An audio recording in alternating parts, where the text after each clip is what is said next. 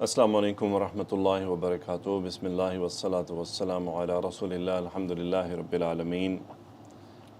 آج ہم انشاءاللہ اپنے النحو الصغیر کے موضوع کو آگے بڑھاتے ہیں، اور اب آپ کو اندازہ ہوگا کہ النحو الصغیر تھوڑی سی کوئک ہو رہی ہے، کیونکہ اعراب کا ٹاپک تھوڑا ڈیٹیل تھا، اور یہاں سے جو ٹاپکس ہیں وہ تھوڑے سے مختصر ہیں۔ یوں سمجھ لیں ماشاءاللہ آپ لوگوں نے جو میرے ساتھ ہمارے ساتھ یہاں گرامر کا کورس کیا ہوا ہے، ان کے لیے یہ ٹاپکس دہرائی کا کام کر رہے ہیں، ریپیٹیشن کا کام کر رہے ہیں، ریپیٹ ہو رہی ہیں چیزیں۔ تو آج ہم انشاءاللہ الجملۃ الاسمیہ کو دیکھیں گے۔ الجملہ فعلیہ میں بس وہی تھا کہ اس کا فاعل اور فعل، چونکہ وہ اس کی منیمم ریکوائرمنٹ ہے۔ مفعول مکملات الجملتین میں آتا ہے، اس لیے وہ مکملات میں ڈسکس ہوگا۔ آج ہم انشاءاللہ جملہ اسمیہ کو دیکھتے ہیں کہ جملہ اسمیہ کو شیخ نے کیسے کور کیا ہے۔ پہلا وہ کہتے ہیں اس کا ضابطها وصورها، یعنی اس کا ضابطہ، اس کا قاعدہ کیا ہے۔ قاعدہ اس کا سمپل ہے، الجملۃ المبدوءۃ باسم، یعنی ایسا جملہ جو کسی اسم سے شروع ہو رہا ہو، یعنی ایسا جملہ جس کی ابتدا اسم سے ہو، اسے الجملۃ الاسمیہ کہتے ہیں۔ وہ کہتے ہیں کہ حقیقتاً، یعنی جو حقیقی طور پہ جملہ اسمیہ تو ایسے نظر آتا ہے، اللہ ربنا زید جالس تحت الشجرۃ انا اصلی فی المسجد۔ اگر آپ غور کریں تو یہ جو تینوں جملے ہیں، ان تینوں جملوں کی ابتدا میں اسم موجود ہے، جملہ اسمیہ ہے۔ لیکن کبھی کبھی حکماً بھی جملہ اسمیہ ہوتا ہے۔ وہ کیسے ہوتا ہے؟ مثلا حل زید جالسا، اب یہاں پر جو حل ہے یہ جملے کے شروع میں موجود ہے، تو اب یہاں یہ حکماً جملہ اسمیہ ہے۔ حکماً کیسے؟ کہ ہم یہ جو حرف آ گیا، حرف کے بعد دیکھیں گے کیا ہے، زید جالس فی المسجد انا اصلی۔ اب اصلاً فی حرف جر سے جملہ شروع ہو رہا ہے، لیکن فی اکیلا کچھ نہیں ہوتا، اس کے ساتھ جو مجرور اسم ہے وہ اس کے ساتھ کنیکٹڈ ہے، تو ہم جار مجرور کو نکالنے کے بعد دیکھیں گے کہ فعل ہے یا اسم ہے، اس کے بعد فعل ہے، تو یہ حکماً جملہ اسمیہ ہے۔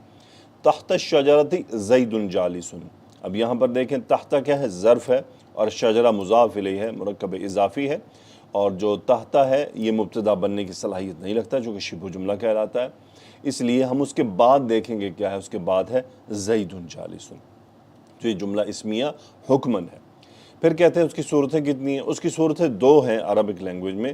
پہلی الجملۃ الاسمیۃ الاصلیۃ غیر منسوخۃ، امپورٹنٹ پوائنٹ، یعنی جملہ اسمیہ اصلی غیر منسوخ۔ غیر منسوخ سے مراد کیا ہے؟ کہ اس کے احکامات منسوخ نہیں ہوئے، یعنی اس کے جو احکامات منسوخ کیسے نہیں ہوئے کہ اس کا مبتدا اور جو اس کا خبر ہے اس کے اوپر کسی چیز نے ایفیکٹ نہیں ڈالا، اس کے احکامات کو منسوخ نہیں کیا۔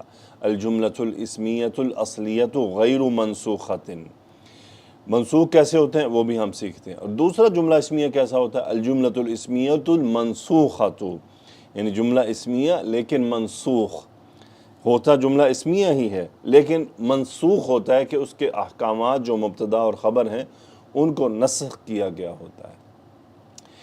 ڈیٹیل کیا ہے؟ الجملۃ الاسمیۃ الاصلیۃ غیر منسوخۃ تکوینھا مبتدا مرفوع و خبر مرفوع، یہ اس کی بناوٹ ہے کہ اس کا مبتدا مرفوع ہوتا ہے، خبر مرفوع ہوتی ہے۔ مثالھا محمد کریم، یہ اس کی مثال ہے، محمد کریم۔ یا پھر اگر وہ ہوگا مبنی اسم ہوگا تو ھذا سیبویہ، مثلا اگزامپل ہے۔ سو اس کے دو پارٹ ہوتے ہیں، مبتدا اور خبر، اور دونوں ہی مرفوع ہوتے ہیں۔ یہی بات انہوں نے اپنی کتاب میں لکھی ہے، جو میں نے آپ کو سلائیڈ میں بریک ڈاؤن کر کے آپ کے سامنے پیش کر دی ہے۔ نواسخ الابتدا، یعنی جملہ اسمیہ منسوخہ کیسے ہوتا ہے کہ نواسخ الابتدا آتے ہیں، یعنی مبتدا کو نسخ کرنے والی چیزیں وہ کون سی ہیں؟ کان و اخواتھا، ان و اخواتھا، ظن و اخواتھا، یہ تین تو فیملی ممبرز ہیں، یعنی کان و اخواتھا، ان و اخواتھا، ظن و اخواتھا۔ اس کے علاوہ لا نفی جنس اور مائے نفی، وہ بھی جملہ اسمیہ کے جو معاملہ ہے اس کو منسوخ کرتے ہیں، تو وہ جملہ اسمیہ منسوخہ ہو جاتا ہے۔ تو اصل میں مائے نفی کے بعد بھی ہوتا جملہ اسمیہ ہے، کانا و اخواتھا کے بعد بھی جملہ اسمیہ ہوتا ہے، ان و اخواتہا کے بعد بھی جملہ اسمیہ ہوتا ہے، ظن و اخواتہا کے بعد بھی جملہ اسمیہ ہوتا ہے، لیکن ان کے احکامات منسوخ ہوتے ہیں۔ کیوں منسوخ ہوتے ہیں؟ کیونکہ یہ ان کے اعراب کو بدلتے ہیں۔ کیسے؟ کان و اخواتہا، اس کا عمل کیا ہے؟ عملہا و مثالہا، عملہا ترفع المبتدا، مبتدا کو مرفوع کرتا ہے، یسمى اسمہا، جس کو اس کا اسم کہا جاتا ہے، یعنی کان و اخواتہا کا اسم۔ مثال ہے کان محمد کریما، تنصب الخبر یسمى خبرہا، اور کان و اخواتہا کیا کرتے ہیں؟ جملہ اسمیہ کی خبر کو منصوب کرتے ہیں۔ جیسا کہ جملہ اصل میں کیا تھا؟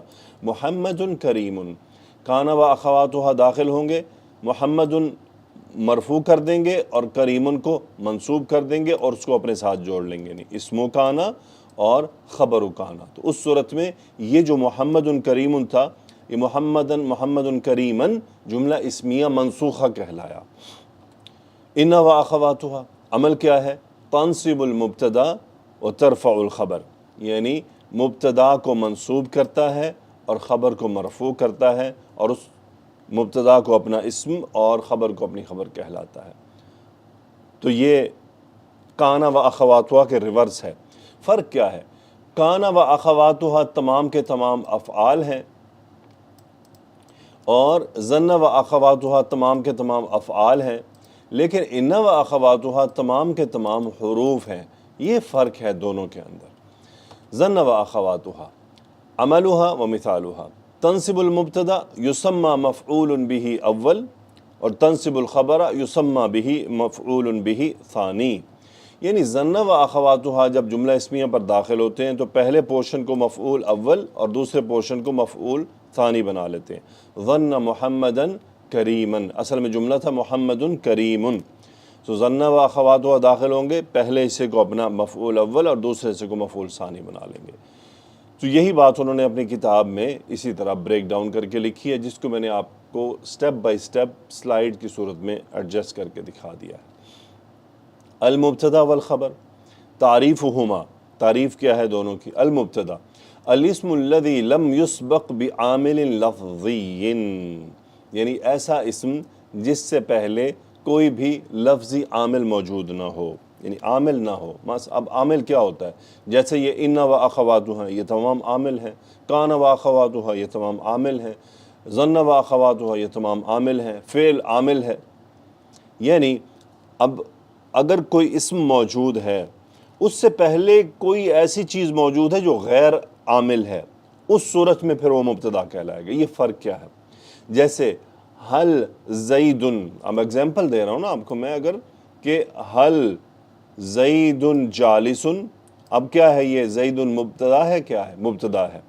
اگر ہو ضرب زید، اب یہ زید مبتدا نہیں ہے، کیونکہ اس سے پہلے ایک لفظی عامل موجود ہے اور وہ کیا ہے؟ فعل۔ ان زیدن، اب زید یہاں پر مبتدا نہیں ہے، کیوں؟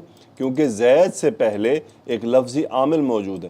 ما زیدن، اب ما کیا ہے؟ ما ایک عامل ہے، اس لیے زید یہاں مبتدا نہیں ہے، صرف زید مبتدا کہاں ہے؟ حل زیدن، کیونکہ حل ایک غیر عامل حرف ہے۔ تو یعنی غیر عامل حرف کے بعد اگر کوئی اسم ہو تو وہ اسم مبتدا کہلاتا ہے۔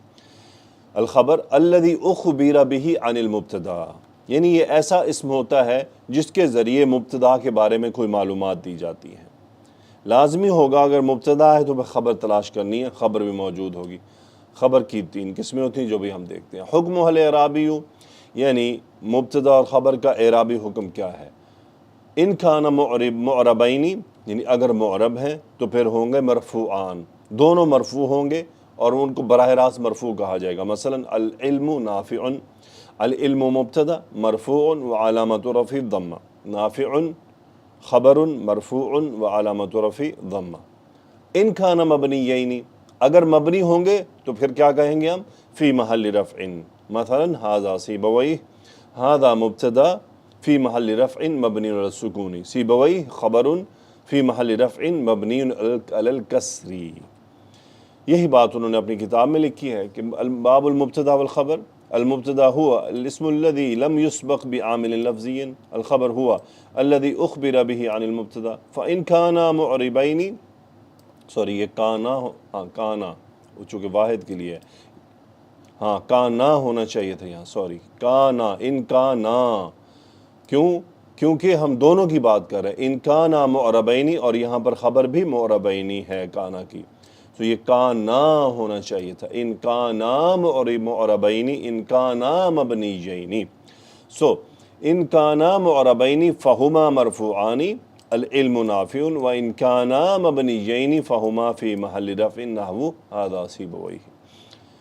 احوال المبتدا والخبر، المبتدا لا یکون الا اسما، مبتدا ہمیشہ ہمیشہ ہمیشہ اسم ہوتا ہے، اس کے علاوہ وہ کچھ نہیں ہوتا، یعنی صرف اسم ہی مبتدا بن سکتا ہے، فعل مبتدا نہیں بنتا، یعنی کوئی بھی جملے کے شروع میں آ جائے اسے مبتدا نہیں کہیں گے، لازمی ہے کہ وہ اسم ہو۔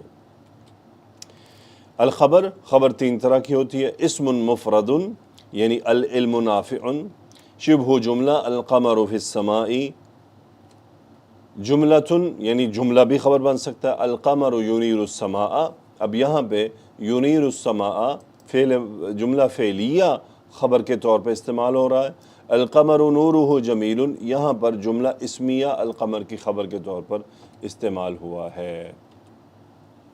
یہی بات انہوں نے اپنی کتاب میں لکھی ہے، المبتدا لا یکون الا اسما کما سبق والخبر یکون اسما مفردا نحو القمر منیر وشبہ جملۃ نحو القمر فی السماء وجملۃ نحو القمر ینیر السماء والقمر نورہ جمیل۔ الحمدللہ، بس یہاں پر آپ سے ایک چھوٹی سی بات کہنا چاہوں گا، آج کا ٹاپک اتنا ہی ہے، انشاءاللہ اگلے موضوع میں ہم کانا و اخواتہا، ان و اخواتہا اور ظن و اخواتہا کو ڈیوائیڈ کریں گے اور پھر ہم ان کو دیکھیں گے انشاءاللہ۔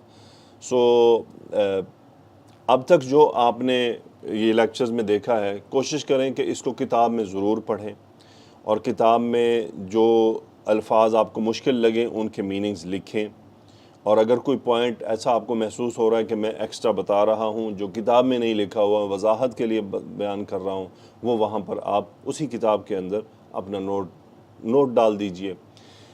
کتاب کو پڑھیں ضرور، جیسے آج آپ نے لیکچر لیا، یہ لیکچر لینے کے بعد وہ پیج جو کتاب میں لکھا ہوا اس کو خود اپنی زبان میں، اردو میں عربک میں پڑھیں، اور اس کو بلند آواز سے پڑھیے گا تاکہ آپ کے کان سنیں کہ آپ کیا کہہ رہے ہیں۔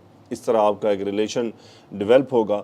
اللہ سبحانہ و تعالیٰ مجھے، آپ کو اور ہمیں ہمارے دینی معاملات میں بھی ثابت قدمی عطا فرمائے، اور ہمیں آخرت کے کاموں میں بھی ہمیں ثابت قدمی عطا فرمائے، آمین۔ سبحانک اللہم و بحمدک، اشہد ان لا الہ الا انت، استغفرک و اتوب الیک۔ اللہم صلی وسلم علی نبینا محمد، آمین یا رب العالمین۔ السلام علیکم ورحمۃ اللہ وبرکاتہ۔